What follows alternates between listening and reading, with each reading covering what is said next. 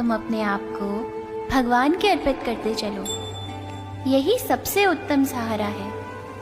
जो इसके सहारे को जानता है वह चिंता आदि से सर्वदा मुक्त है। कथा सुन भागवत गीता, उसी में सारा जुग बीता।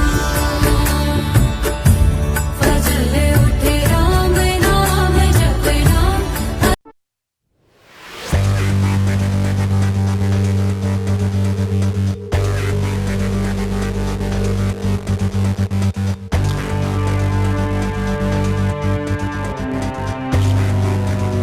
जीवन में बाहरी दिखावे से आप संसार को केवल कुछ ही समय के लिए भ्रमित कर सकते हैं, क्योंकि जब समय आपको कसौटी पर परखेगा तो आपकी वास्तविकता संसार के समक्ष आ ही जाएगी।